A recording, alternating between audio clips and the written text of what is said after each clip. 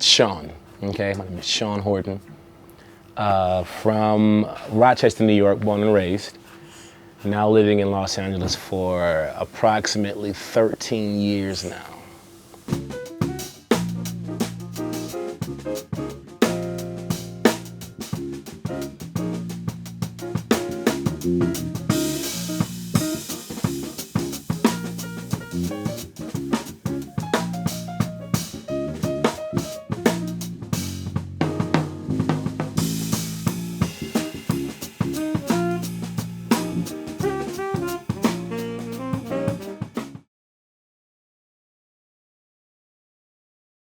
I ended up going to the LA Music Academy in Los Angeles because one of the students that I was teaching in Rochester was planning on going to a camp that they were having, and he suggested that I should go.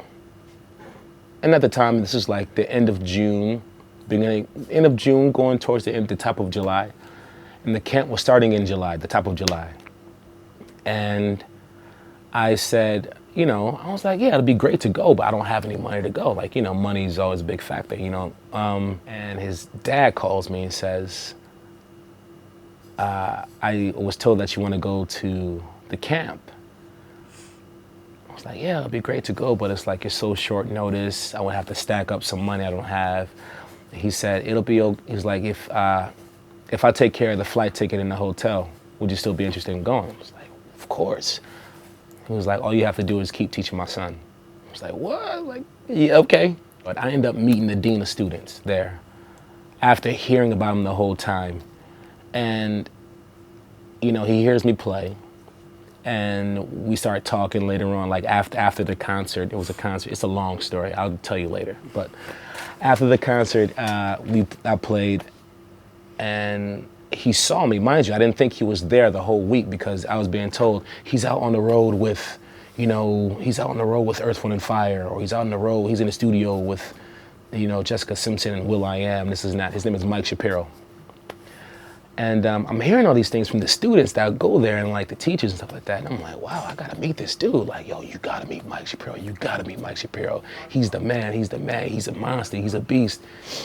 And so the night that I played, I have to tell you this because it's funny. The night that I played, I saw this random dude that I did not see the whole time I was there, walking around like he owned the place. You know what I mean? Just like he had this swag about him, like, just walking around like hands in his pocket, like he owned this, like he really owned the place. I'm like, yo, who is this guy?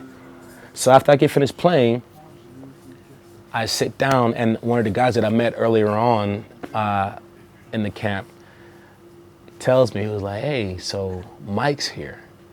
And I'm like, no. He's like, where? He was like, he's right there. I turned around, it's the guy that I saw was walking around like he owned the place. And I froze like, oh shoot. So I walk out to the patio. He comes out and we start talking. So that's where it began. So we start talking, and he started mentioning to me all these people that I know, like, it's like, oh, you like Calvin Rogers? I was like, what? Yeah, I love Calvin Rogers. It was like, yeah, what about Teddy Campbell? Like, of course. Like, Gordon Campbell? I was like, yeah. I was like, oh, how do you know these people? I'm like, how do you know all these people?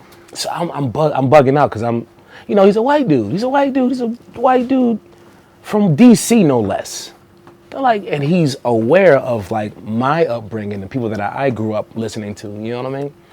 And I'm like, I've never experienced that before. I'd never like seen somebody call out like my biggest influences. He was like, Chris Dave? I'm like, do you know Chris Dave? It's like, yeah, I know Chris Dave. It's like, how do you know these people? You know what I mean? And his whole vibe was just like, it was like, we got on right away, like we got real cool right away. And then, he told me, he said, you need to be here, and we're gonna make it real easy for you to get here. And then after that, mind you, I found out about the camp at the end of June, went to the camp at the top of July, and I received a scholarship, a full ride, to about a week after I got home from the camp. And then I received an acceptance letter to the school a week after I got that full scholarship. And I was starting school in August. It would be the whole front row of kids air drumming. And I was in that front row, you know what I mean? And, you know, if you got called to play, you know, yeah, the pressure was on because there's no dragging and there's no speeding up. You stay right there in the pocket, play straight. That was the main thing. Play straight, play straight, play straight, play straight.